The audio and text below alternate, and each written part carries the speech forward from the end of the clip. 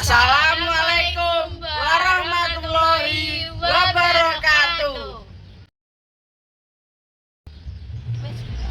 Halo sobat-sobat yang ada di Sosiotal, kali ini bareng lagi sama aku Deva Restu absen 7 dan aku Kinan. Kali ini kita akan membahas topik yang agak beda dari biasanya. Biasanya kita membahas tentang kerjasama, gotong royong, dan solidaritas. Sekarang kita bahas sisi lain dari hubungan sosial. Setahu saya itu hubungan sosial itu ada 3 ya, yaitu pertentangan, persaingan, dan konflik. Dan topik yang akan kami jelaskan yaitu topik proses disosiatif sosial.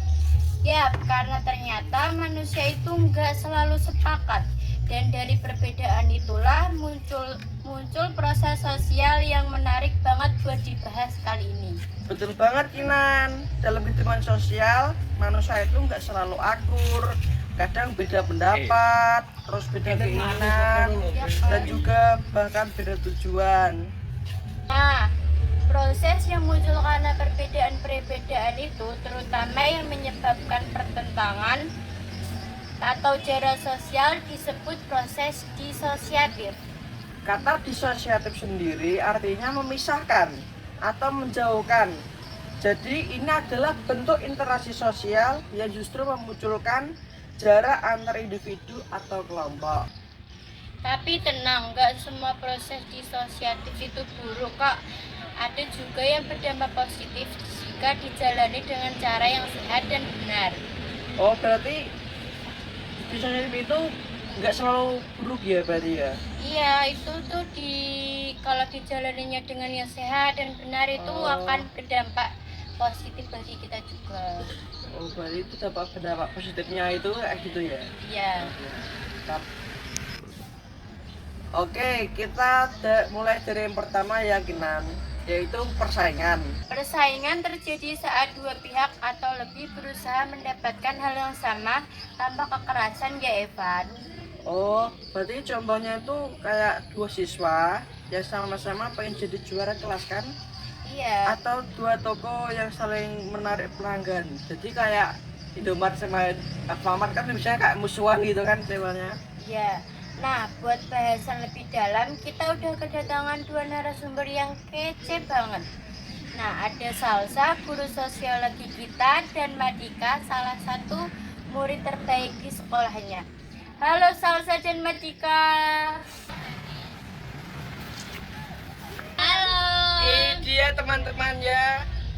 Ini dia narasumber kita yang kece banget nih. Iya. Halo semua.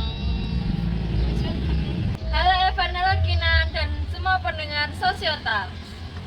Semuanya seneng banget bisa ngobrol di sini. Oh, alah. Oh, ya Salsa.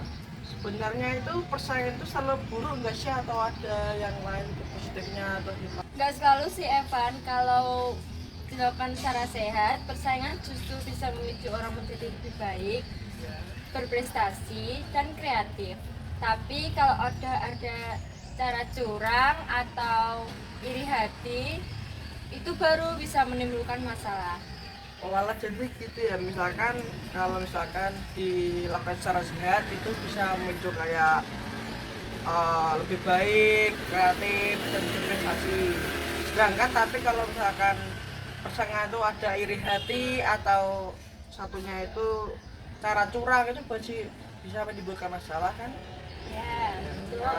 Udah pernah ngerasain waktu lomba antar kelas ada persaingan, tapi kalau disikapi dengan hal yang positif bisa bikin menjadi semangat belajar.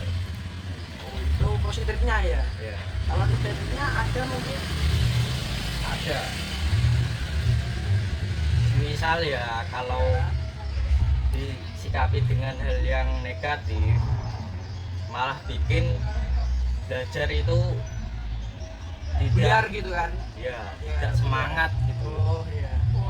Kan. Nah, tadi kita udah dengar nih penjelasan tentang persaingan. Sekarang kita masuk ke jenis yang kedua, yaitu kontravensi. Ini bentuknya agak sedikit halus nih. Oh iya Salsa, bisa dijelasin nggak kontravensi itu kayak gimana sih? Kontravensi itu berupa pertentangan yang nggak secara langsung, kayak berupa sikap secara menentang tapi tersembunyi, kayak sindiran, gosip, atau penolakan halus. Wah, semisal kalau ada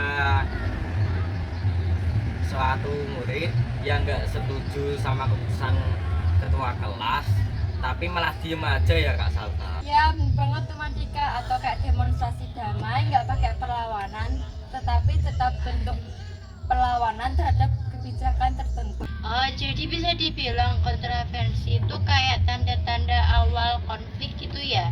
Iya, kalau tidak diselesaikan secara komunikasi bisa berujung kepada konflik terbuka.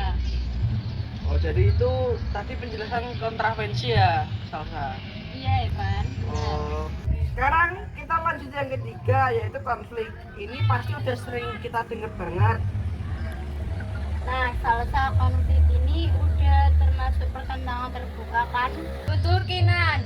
Konflik terjadi ketika dua pihak berhadapan secara langsung, biasanya disertai dengan ancaman, emosi, bahkan kekerasan. Oh, gitu ya Kak Salsa. Oh berarti contohnya tuh kayak tawuran antar pelajar, pertengkaran antar warga, atau konflik antar kelompok karena perbedaan pandangan politik gitu. Oh ya, tapi Kak Salsa, apakah konflik itu selalu merugikan?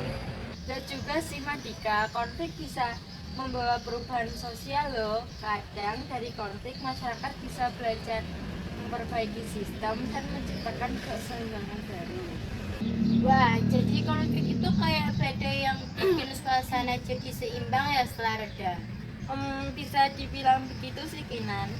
Oh jadi itu tadi itu penjelasan dari konflik ya Salsa. Ya. Oke. Nah, sekarang kita lanjut membahas dampaknya. Proses sosial disuatif ini ternyata punya dua sisi loh. Yang pertama, sisi positifnya bisa mendorong persaingan sehat, menumbuhkan semangat inovasi, dan menyalurkan ketidakpuasan secara konstruktif. Tapi sisi negatifnya juga nggak kalah banyak, bisa menghambat hubungan sosial, menambah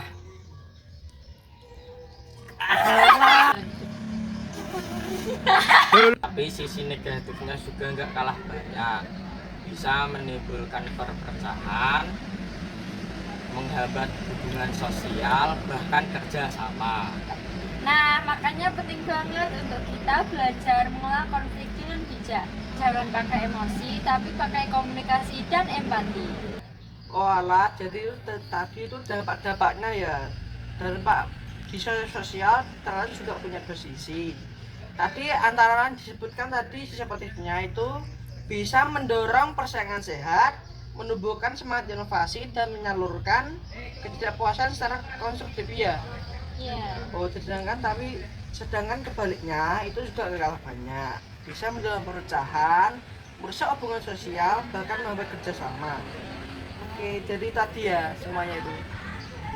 Jadi hari ini kita udah bahas 3 bentuk utama proses disosial sosial, yaitu antara tadi persaingan, kontravensi, dan konflik. Dan ternyata meskipun terdengar negatif, proses disosiatif itu alami dan penting banget untuk kehidupan sosial loh teman-teman. Yang penting bagaimana cara kita menyikapinya dengan kepala dingin, komunikasi yang terbuka, dan bagaimana membuat yang baik bukan memperkeruh. Setuju banget, perbedaan itu wajar, tapi jangan sampai bikin kita saling menjauh tanpa mau memahami satu sama lain. Nah, itu dia pembahasan seru kita tentang proses sosial disosiatif. Semoga teman-teman jadi makin paham bahwa perbedaan bukan untuk diperdebatkan, tapi untuk dipahami ya teman-teman. Oh ya, terima kasih juga untuk kalian berdua, buat Salsa dan Madika yang udah sharing bareng kita kali ini. Sama-sama.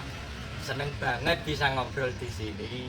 Sama-sama Evan, semoga pembahasan kita menjadi lebih bermanfaat untuk teman-teman Social Talks.